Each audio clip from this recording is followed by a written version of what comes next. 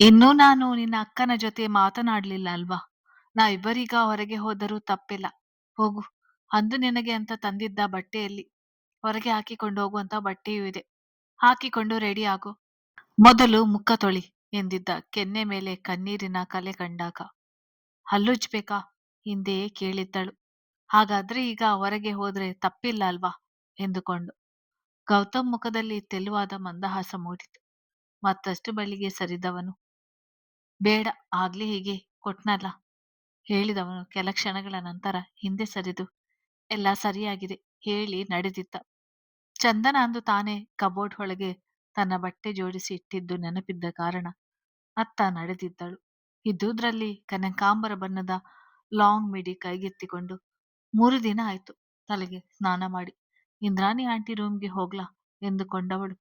ಇಲ್ಲೇ ರೆಡಿ ಆಗಲು ಹೇಳಿದ್ದಾರೆ, ಅವ್ರಿಗೆ ತಿರುಗಿ ಹೇಳುವುದು ಬೇಡ ಎನಿಸಿ ಬಚ್ಚಲ ಮನೆ ಕಡೆಗೆ ನಡೆದಿದ್ದಳು. ಮಾಡಿ ಇಳಿದು ಬಂದಿದ್ದ ನಿಹಾರ್ ಗೌತಮ್ ಹಾಲ್ನಲ್ಲಿ ಯಾರೂ ಇಲ್ಲದೆ ಇದ್ದರೂ ಒಬ್ಬನೇ ಕುಳಿತದ್ದು ನೋಡಿ ಅಂದರೆ ಚಂದನ ಅವರ ಮನೆಗೆ ಹೋಗಿದ್ದಾಳೆ. ಇಲ್ಲದೇ ಇದ್ದರೆ ಇವನು ಅವಳಿಗೆ ಅಂಟಿಕೊಂಡಂತೆ ಅವಳ ಜೊತೆಗೆ ಇರುತ್ತಿದ್ದ. ಎಷ್ಟು ಹೊರಟ, ಚೂರು ನಯ ನಾಜೂಕು ಇಲ್ಲ.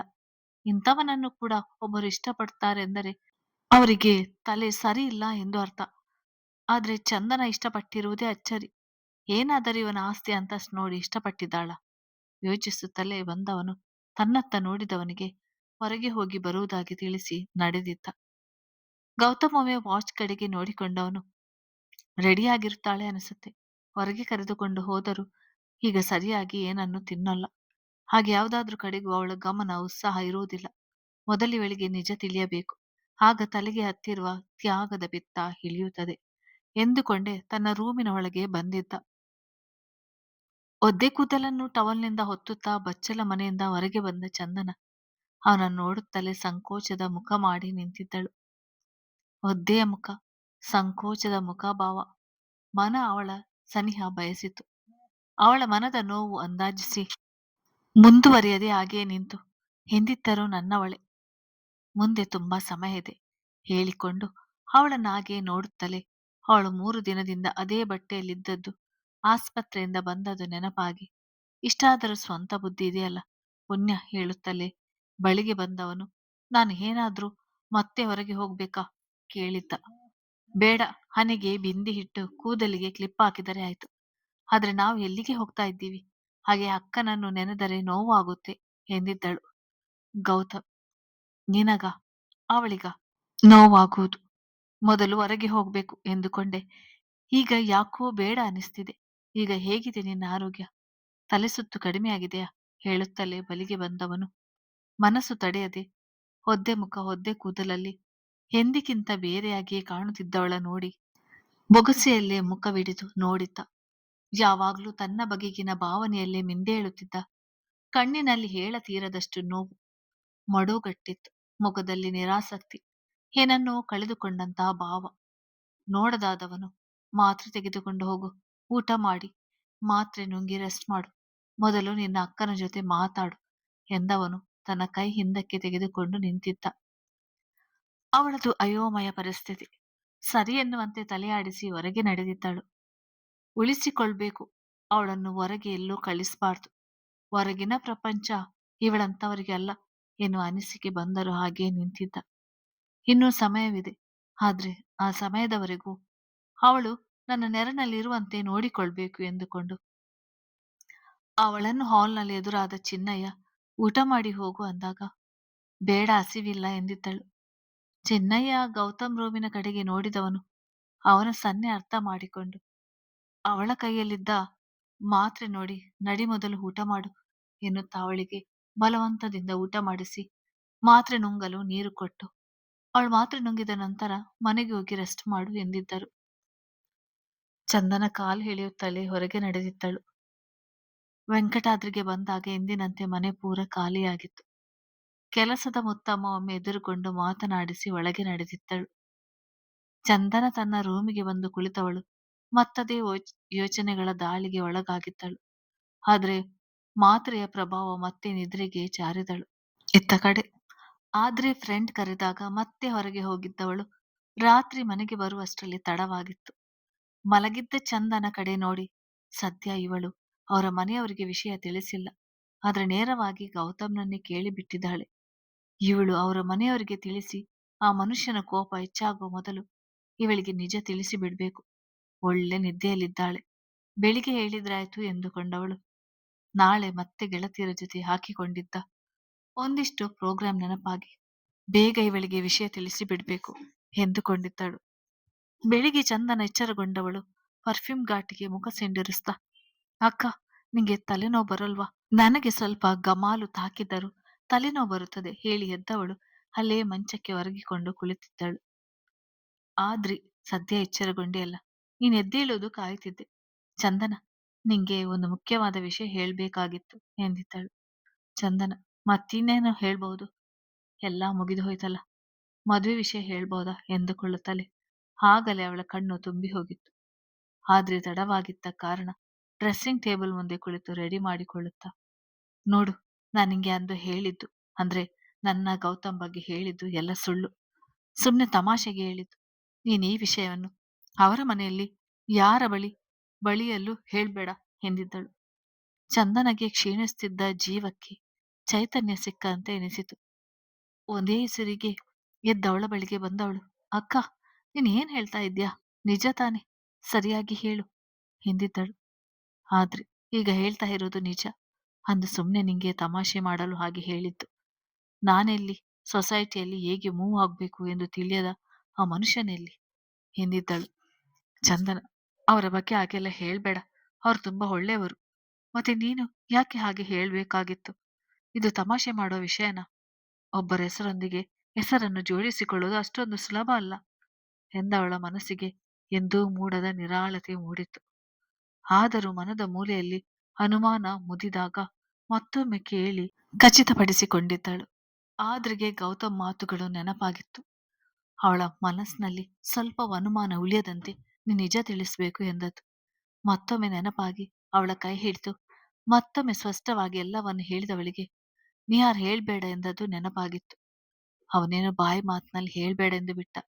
ನೋವು ಅನುಭವಿಸಿದಳು ನಾನು ತಾನೆ. ಆ ಕ್ಷಣದ ಮನಸ್ಥಿತಿ ನನಗೆ ಗೊತ್ತು. ಒಂದು ವೇಳೆ ನಾನು ಇವಳಿಗೆ ನಿಜ ತಿಳಿಸದೆ ಇವಳವರ ಮನೆಯಲ್ಲಿ ಯಾರಿಗಾದರೂ ಹೇಳಿದರೆ ಆ ಮನುಷ್ಯ ನನ್ನನ್ನು ಮತ್ತೆ ಜೀವ ಸಹಿತ ಉಳಿಸುತ್ತಿರಲಿಲ್ಲ. ನಾನು ವಿಷಯ ತಿಳಿಸಿದ್ದೆ ಸರಿ ಎಂದುಕೊಂಡವಳು, ಚಂದನ, ಹೊರಡ್ತೀನಿ, ಫ್ರೆಂಡ್ಸ್ ಎಲ್ಲ ಕಾಯ್ತಿರುತ್ತಾರೆ ಹೇಳಿ ತನ್ನನ್ನೇ ನೋಡುತ್ತಿದ್ದವಳ ಕೆನ್ನೆಗೆ ಮುತ್ತು ಕೊಟ್ಟು ಹೊರಗೆ ನಡೆದಿದ್ದಳು. ಚಂದನ ಮನದಲ್ಲಿ ತುಂಬಿದ ಮಂಪರು ಸರಿದಿತ್ತು. ಮತ್ತೆ ಜೀವಕ್ಕೆ ಉತ್ಸಾಹ ಬೆರೆತಿತ್ತು. ಈ ವಿಷಯ ಅವರಿಗೆ ತಿಳಿದರೆ ತುಂಬಾ ಸಂತೋಷ ಪಡುತ್ತಾರೆ. ಮೊದಲು ಅವರಿಗೆ ತಿಳಿಸಬೇಕು. ಹಾಗೆ 3 ದಿನದಿಂದ ದೀಪ ಹಚ್ಚಿಲ್ಲ. ನಾನು ಹಾಗೆ ಮಾಡಬಾರ್ದಿತ್ತು ಹೇಳಿಕೊಂಡವಳು ಗೌತಮ್ ಹೆಚ್ಚು ಇಷ್ಟಪಡುವ ಬಿಳಿ ಬಣ್ಣದ ಚೂಡಿದಾರ್ ಕೈಯಲ್ಲಿ ಹಿಡಿದು ಬಚ್ಚಲು ಮನೆ ಕಡೆಗೆ ನಡೆದಿದ್ದಳು. ಒಂದೇ ಉಸಿರಿಗೆ ಬೇಗ ಬೇಗ ಸ್ನಾನ, ಪೂಜೆ ಎಲ್ಲ ಮುಗಿಸಿದ್ದಳು. ಕನ್ನಡಿ ಮುಂದೆ ನಿಂತು ಒಮ್ಮೆ ನೋಡಿಕೊಂಡವಳು ಎಷ್ಟು ಅಲಂಕಾರ ಮಾಡಿಕೊಂಡು ಹೋದರೂ ಒಮ್ಮೆ ಕೂಡ ಚೆನ್ನಾಗಿದ್ಯಾ ಎಂದು ಹೇಳುವುದೇ ಇಲ್ಲ. ಅವರಾಗೆ ಬಾಯಿ ಬಿಟ್ಟು ಹೇಳದಿದ್ದರೂ ಪರವಾಗಿಲ್ಲ. ಅವರ ಕಣ್ಣಲ್ಲಿ ಮೂಡುವ ಒಂದು ಮೆಚ್ಚುಗೆಯ ನೋಟ ಸಾಕು. ಹೌದು, ಅವರ ಮಾತೇ ನಿಜ ಆಯ್ತು. ನಿನ್ನಕ್ಕ ತಮಾಷೆ ಮಾಡಿರ್ಬೋದು, ನೀನು ಗಂಭೀರವಾಗಿ ತೆಗೆದುಕೊಂಡಿದ್ಯಾ ಎಂದಿದ್ದರು. ಅವರು ಹೇಳಿದಂತೆ ಅಕ್ಕ ಮಾಡಿದ್ದು ತಮಾಷೆ. ನಾನ್ಯಾಕೆ ಇದನ್ನು ಅರ್ಥ ಮಾಡಿಕೊಳ್ಳಿಲ್ಲ ಎಂದುಕೊಳ್ಳುತ್ತಲೇ ದೀಪಾಂಜಲಿ ಕಡೆಗೆ ನಡೆದಿದ್ದಳು. ಮೊದಲು ಎದುರಾಗಿದ್ದೇ ಇಂದ್ರಾಣಿಯವರು. ಅರೆ ಚಂದನ, ಯಾಕೆ ಅಂದಿನಿಂದ ಬರ್ಲೇ ಇಲ್ಲ ಎಂದಿದ್ರು. ನಿನ್ನೆ ಬಂದು ಹೋಗಿದ್ದೆ, ನೀವು ಸಿಗ್ಲೇ ಇಲ್ಲ. ಪಾಪು ಅಳುತ್ತಾ ಇದೆ, ನೋಡ್ತೀನಿ ಹೇಳಿ ಒಳಗೆ ನಡೆದಿದ್ದಳು. ಮಗುವಿನ ಬೆನ್ನಿಗೆ ಎಣ್ಣೆ ಹಚ್ಚುತ್ತಿದ್ದ ಚಿನ್ನಯ್ಯನ ಹೆಂಡತಿ ಸರೋಜಮ್ಮ ಅವಳನ್ನು ನೋಡುತ್ತಲೇ ಕಣ್ಣು ಅರಳಿಸಿ, ಮುದ್ದಾಗಿ ಕಾಣ್ತಿದ್ಯಾ, ಆದ್ರೆ ಈ ಬಟ್ಟೆಗೆ ನೀನು ಹಾಕಿರೋ ದುಪ್ಪಟ್ಟ ಮ್ಯಾಚ್ ಆಗುವುದಿಲ್ಲ ಎಂದಿದ್ದರು. ಚಂದನಗೆ ಅಂದಿನ ಘಟನೆ ನೆನಪಾಗಿತ್ತು. ಗೌತಮ್ನನ್ನು ನೋಡಿ ಹೆದರಿ ಓಡಿ ಹೋಗಿತ್ತು. ಅಂದು ಕಾಣೆಯಾದ ನನ್ನ ದುಪ್ಪಟ್ಟವನ್ನು ಗೌತಮ್ ಕಬೋರ್ಡ್ನಲ್ಲಿ ಒಮ್ಮೆ ನೋಡಿದ್ದಳು. ಕೇಳುವ ಅನಿಸಿಕೆ ಮೂಡಿರ್ಲಿಲ್ಲ. ಗಮನಿಸಿದರೂ ಗೌತಮ್ ಕೊಡುವ ಮನಸ್ಸು ಮಾಡಿರ್ಲಿಲ್ಲ. ದಿನಗಳು ಎಷ್ಟು ಬೇಗ ಬದಲಾಗಿ ಬಿಟ್ಟವು. ಅಂದು ತಪ್ಪಿಸಿಕೊಂಡು ಹೋಗಿದ್ದೆ, ಇಂದು ನಾನಾಗಿ ಬಯಸಿ ಬಂದಿದ್ದೇನೆ ಎಂದುಕೊಂಡವಳ ನೋಟ ಅವನ ರೂಮಿನ ಕಡೆಗೆ ಹರಿದಿತ್ತು. ಸರೋಜಮ್ಮನಿಗೆ ವಿಷಯ ತಿಳಿದಿದ್ದ ಕಾರಣ ನಿನ್ನ ರಾಜಕುಮಾರ ರೂಮಿನಲ್ಲೇ ಇದ್ದಾನೆ, ಹೋಗು ಎಂದಿದ್ದರು. ಒಮ್ಮೆ ಮಗುವಿನ ಕೆನ್ನೆ ಮುಟ್ಟಿ ಅವರನ್ನು ನೋಡಿ ಬರ್ತೀನಿ ಹೇಳಿ ಹತ್ತ ನಡೆದಿದ್ದಳು. ಒಳಗೆ ಬಂದು ನಿಂತ ಚಂದನ ಡ್ರೆಸ್ಸಿಂಗ್ ಟೇಬಲ್ ಮುಂದೆ ಇದ್ದ ಗೌತಮ್ನ ನೋಡಿ ಬಳೆಗಳ ಸದ್ದು ಮಾಡಿದ್ದಳು. ಅವಳು ಸರೋಜಮ್ಮನವರ ಜೊತೆ ಮಾತನಾಡುವಾಗಲೇ ಅವನಿಗೆ ತಿಳಿದಿತ್ತು. ಜೊತೆಗೆ ತುಳಸಿ ಕಟ್ಟೆಗೆ ಪೂಜೆ ಆಗಿರುವುದು ನೋಡಿ ಆದ್ರಿ ನಿಜ ತಿಳಿಸಿದ್ದಾಳೆ ಎಂದುಕೊಂಡಿದ್ದ. ಹಾಗೆ ಇನ್ನೇನು ಮನೆಗೆ ಬರ್ತಾಳೆ ಎಂದುಕೊಂಡು ಕೂಡ ಅಂದಾಜಿ ಮಾಡಿದ್ದ. ಇಷ್ಟು ಲವಲವಿಕೆಯಿಂದ ಬಂದಿದ್ದಾಳೆಂದರೆ ಇವಳು ನಂಬುವಂತೆ ವಿಷಯ ತಿಳಿಸಿರ್ಬೇಕು ಎಂದುಕೊಂಡವನು ತಿರುಗಿ ಕೂಡ ನೋಡದೆ ಹಾಗೆಯೇ ಉಳಿದಿದ್ದ. ಚಂದನ ತಾನೇ ಬಳಿಗೆ ಬಂದು ನಿಂತವಳು. ನಾನು ಬಂದು ಆಗಲೇ ಅಲ್ಲಿ ನಿಂತಿದ್ದೆ. ಯಾಕೆ ನನ್ನ ಕಡೆ ನೋಡ್ತಾ ಇಲ್ಲ? ಇನ್ನೂ ನನ್ನ ಮೇಲೆ ಕೋಪ ಇದೆಯಾ? ನಾನೇನು ಮಾಡಿದೆ ಎಂದಿದ್ದಳು. ನನ್ನಿಂದ ಏನು ತಪ್ಪಾಗಿದೆ ಎಂದು ಯೋಚಿಸುತ್ತ. ಗೌತಮ್, ಈಗ ನೀನು ಯಾರೆಂದು ನಿನ್ನ ಮೇಲೆ ಕೋಪ ಮಾಡಿಕೊಳ್ಳಲಿ? ಆ ರೀತಿ ಕೋಪ ಮಾಡಿಕೊಳ್ಳಲು ನಿನ್ನ ಮೇಲೆ ನನಗೆ ಯಾವುದೇ ಹಕ್ಕು ಅಧಿಕಾರ ಇಲ್ಲ. ಅಲ್ಲದೆ ನೀನು ಈಗಾಗಲೇ ನನ್ನನ್ನು ಬಿಟ್ಟುಕೊಟ್ಟು ಆಯ್ತಲ್ಲ, ಮತ್ತೆ ಯಾಕೆ ಇಲ್ಲಿ ಬಂದಿದ್ಯಾ? ಇಲ್ಲಿಂದ ಮೊದಲು ಹೋಗು. ಇದು ನಿನ್ನ ಅಕ್ಕನ ಜಾಗ ಅಲ್ವಾ ನಿನ್ನ ಪ್ರಕಾರ ಎಂದಿದ್ದ. ಮಾತು ಎಂದಿಗಿಂತ ಮೊನಚಾಗಿ ಬಂದಿತ್ತು. ಅವಳ ಸ್ಥಿತಿ ನೋಡಿ ಅವಳಿಗಿಂತ ಹೆಚ್ಚು ಸಂಕಟ ಪಟ್ಟಿದ್ದ ಕಾರಣ ಚಂದನ ಕಣ್ಣುಗಳು ಮತ್ತು ತುಂಬಿತ್ತು. ಅವನ ಕೋಪಕ್ಕೆ ಕಾರಣ ಹುಡುಕಿದವಳು. ಇಲ್ಲ, ನೀವು ಹೇಳಿದ್ದೆ ನಿಜ. ಅಕ್ಕ ಹೇಳಿದ್ದು ತಮಾಷೆಗಾಗಿ. ಅದನ್ನು ನಿಜ ಎಂದು ತಿಳಿದು ನಿಮಗೂ ನೋವು ಕೊಟ್ಟು ನಾನು ನೋವು ಅನುಭವಿಸಿದೆ. ಇದೇ ಕೊನೆಯ ಬಾರಿ. ಇನ್ನೆಂದೂ ಇಂಥ ತಪ್ಪು ಮಾಡುವುದಿಲ್ಲ ಎಂದಿದ್ದಳು. ಗೌತಮ್, ಎಷ್ಟು ಸುಲಭವಾಗಿ ಬಿಟ್ಟು ಕೊಡಲು ತಯಾರಾಗಿ ಬಿಟ್ಟೆ. ನಾಳೆ ಇನ್ನೊಬ್ಬರು ಬಂದು ಇದೇ ಮಾತನ್ನು ಹೇಳ್ತಾರೆ. ಬೇರೆಯವರು ಯಾಕೆ? ನಿನ್ನ ತಂದೆಯೇ ಇವನ ಸಂಬಂಧ ನಮಗೆ ಬೇಡ ಎಂದರೆ ಆ ಮಾತನ್ನು ಪಾಲಿಸ್ತೀಯ ಅಲ್ವಾ? ಹೆಚ್ಚು ಕಡಿಮೆ ರೇಗಿದಂತೆ ಕೇಳಿದ್ದ. ಆ ವೇಳೆಗೆ ತುಂಬಿದ ಅವಳ ಕಣ್ಣ ಹಣಿ ಜಾರಿತು. ಏನು ಹೇಳಬೇಕು ತಿಳಿಯಲಿಲ್ಲ. ನೇರ ಅವನ ಎದೆಗೆ ಹೊರಗಿದವಳು. ಅಪ್ಪನಿಗೆ ಹೇಳ್ತೀನಿ ನಾನು ನಿಮ್ಮನ್ನೇ ಮದುವೆ ಆಗುವುದೆಂದು. ಮೊದಲು ಅಮ್ಮನ ಬಳಿ ಹೇಳ್ತೀನಿ, ಅವರು ಒಪ್ಪಿಸ್ತಾರೆ ಎಂದಿದ್ದಳು. ಗೌತಮ್, ಅವ್ರು ಒಪ್ಪದೆ ಹೋದ್ರೆ ಬಿಟ್ಟು ಹೋಗ್ತೀಯಾ ಅಷ್ಟೇ. ಅದರ ಬದಲು ಈಗಿನಿಂದಲೇ ದೂರ ಉಳಿದು ಬಿಡು. ನೋವಿನ ಪ್ರಮಾಣ ಕಡಿಮೆಯಾದರೂ ಆಗುತ್ತದೆ. ಬಿಕ್ಕಳಿಸಿದ್ದವಳ ಮನಸ್ಸಿಲ್ಲದಿದ್ದರೂ ದೂರ ಸರಿಸಿದ.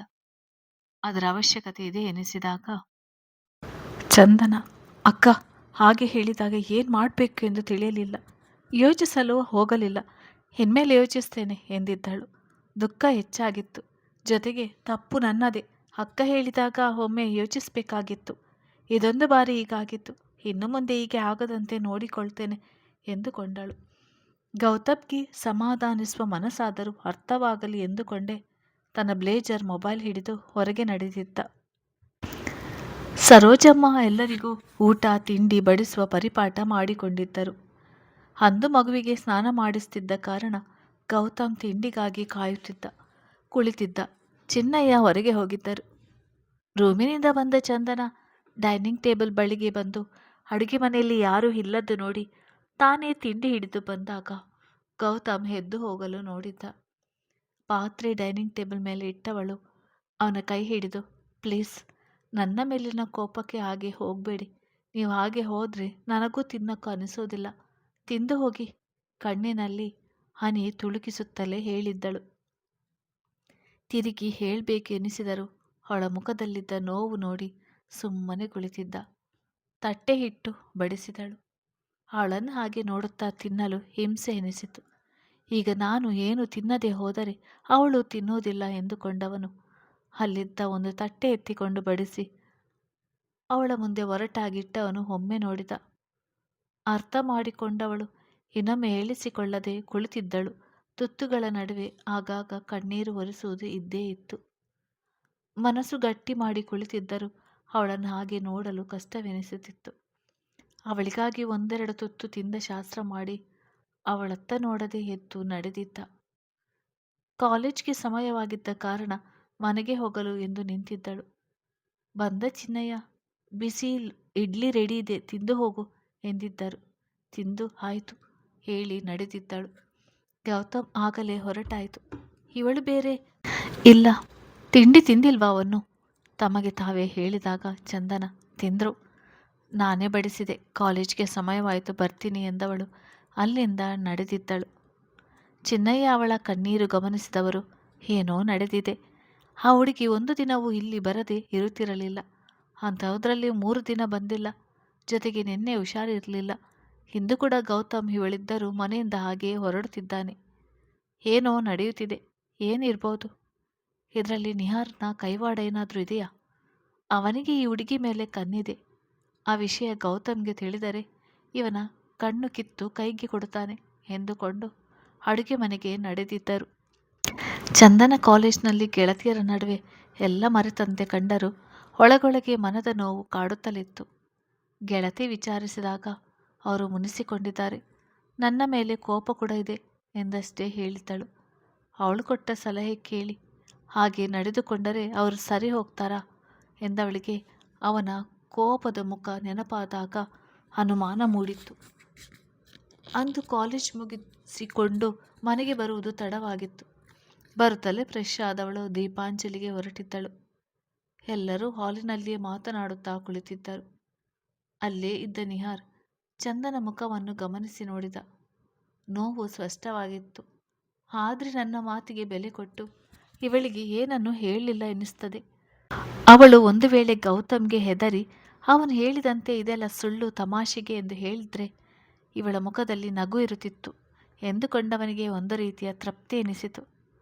ಇಂದ್ರಾಣಿ ಅವಳ ಕೈ ಹಿಡಿದು ತಮ್ಮ ಪಕ್ಕವೇ ಕೂರಿಸಿಕೊಂಡವರು, ಹುಷಾರಿಲ್ವಾ? ಯಾಕೆ 2 ದಿನಕ್ಕಿಷ್ಟು ಇಳಿದು ಹೋಗಿತ್ಯಾ ಎಂದಿದ್ದರು. ಹಾಗೇನೂ ಇಲ್ಲ ಹೇಳಿದವಳ ನೋಟ ಬಾಗಿಲ ಕಡೆಗೆ ಹೋಗಿ ಬರುತ್ತಿತ್ತು. ಗೌತಮ್ ಒಳಗೆ ಬಂದವನು ಕುಳಿತಿದ್ದವರ ಕಡೆಗೆಲ್ಲ ಒಮ್ಮೆ ನೋಡಿ ತನ್ನ ರೂಮಿಗೆ ನಡೆದಿದ್ದ. ನಿಹಾರ್ ಮುಖದಲ್ಲಿ ಅಚ್ಚರಿ ಮೂಡಿತ್ತು. ಯಾವಾಗಲೂ ಒಳಗೆ ಬರುತ್ತಿದ್ದಂತೆ ಚಂದನ ಇರುವಾಗ ಬಂದು ಇಲ್ಲೇ ಕುಳಿತುಕೊಳ್ಳುತ್ತಿದ್ದದು ನೆನಪಾಗಿತ್ತು. ಇವಳ ಕಡೆ ಅವನು ನೋಡಲಿಲ್ವಾ? ಏನೋ ನಡೆಯುತ್ತಿದೆ ಇಲ್ಲಿ. ಏನಾದರೂ ಆಗಲಿ, ಇವರಿಬ್ಬರ ನಡುವೆ ಇನ್ನು 3 ತಿಂಗಳು ಇದೆ. ಅಂತರ ಇದ್ದು ಬಿಟ್ಟರೆ ಸಾಕು. ಮದುವೆ ಆಗುವ ಹುಡುಗಿಯನ್ನು ಹಾಗೆ ಇನ್ನೊಬ್ಬನ ಜೊತೆ ನೋಡುವುದು ಎಷ್ಟು ಕಷ್ಟ ಎಂದುಕೊಂಡವನು ಮತ್ತೊಮ್ಮೆ ಅವಳ ಕಡೆ ನೋಡಿ ಸೊರಗಿದಂತೆ ಕಂಡರೂ ಅಂದ ಕೊಂಚವೂ ಮಾಸಿಲ್ಲ. ಈ ರೂಪದಲ್ಲೂ ಮತ್ತಷ್ಟು ಮುದ್ದಾಗಿ ಕಾಣುತ್ತಿದ್ದಾಳೆ. ಗೌತಮ್ನನ್ನು ಇವಳು ಇಷ್ಟಪಡದಿದ್ದಿದ್ರೆ ರಾಣಿ ಥರ ನೋಡಿಕೊಳ್ತಿದ್ದೆ. ಆದರೆ ನನಗೆಷ್ಟು ನೋವು ಕೊಟ್ಟು ಬಿಟ್ಲು. ಅದರ ಪರಿಣಾಮ ಜೀವನ ಪೂರ್ತಿ ಅನುಭವಿಸಬೇಕಾಗುತ್ತದೆ ಯೋಚಿಸುತ್ತಾ ಕುಳಿತ. ಚಿನ್ನಯ್ಯ, ಕಾಫಿ ತನ್ನಿ ಎಂದ ಗೌತಮ್ ಧ್ವನಿ ಕೇಳುತ್ತಲೇ ಚಂದನ, ನಾನೇ ಕಾಫಿ ಮಾಡಿ ತೆಗೆದುಕೊಂಡು ಹೋಗಿದ್ದರೆ ಆಗುತ್ತಿತ್ತು. ಆದರೆ ಎಲ್ಲರೂ ಇಲ್ಲೇ ಇದ್ದಾರೆ, ಹೇಗೆ ಸಾಧ್ಯ? ಒಮ್ಮೆ ಹೋಗಿ ಅವರ ಜೊತೆ ಮಾತನಾಡುವಂತಿದ್ದರೆ ಕೈ ಹಿಸುಕುತ್ತಾ ಕುಳಿತಿದ್ದಳು. ಚಿನ್ನಯ್ಯ ಕಾಫಿ ಕೊಟ್ಟು ಬರುವಾಗ ಚಂದನ ಕಡೆ ನೋಡಿದ್ದರು. ಮನದಲ್ಲಿನ ನೋವು ಮುಖದಲ್ಲಿ ಕಂಡಿತ್ತು. ಅವಳ ಚಡಪಡಿಕೆ ಸ್ಪಷ್ಟವಾಗಿತ್ತು. ಅಡುಗೆ ಮನೆಗೆ ಹೋದವರು ತಿರುಗಿ ಬಂದು, ಗೌತಮ್ಗೆ ಕೊಟ್ಟ ಕಾಫಿಗೆ ಸಕ್ಕರೆ ಹಾಕೋದು ಮರೆತು ಬಿಟ್ಟಿದ್ದೆ. ಸ್ವಲ್ಪ ಇದನ್ನು ಅವನಿಗೆ ಕೊಟ್ಟು ಬಿಡು ಚಂದನ ಎನ್ನುತ್ತಾ ಸಕ್ಕರೆ ಇದ್ದ ಲೋಟ ಅವಳ ಕೈಗೆ ಕೊಟ್ಟಿದ್ದರು. ಗೌತಮ್ ರೂಮಿಗೆ ಹೋಗಲು ಒಂದು ಅವಕಾಶ ಸಿಕ್ಕ ಕಾರಣ ಕೊಂಚ ಗೆಲುವು ಮೂಡಿ ಎದ್ದು ನಿಂತಿದ್ದಳು.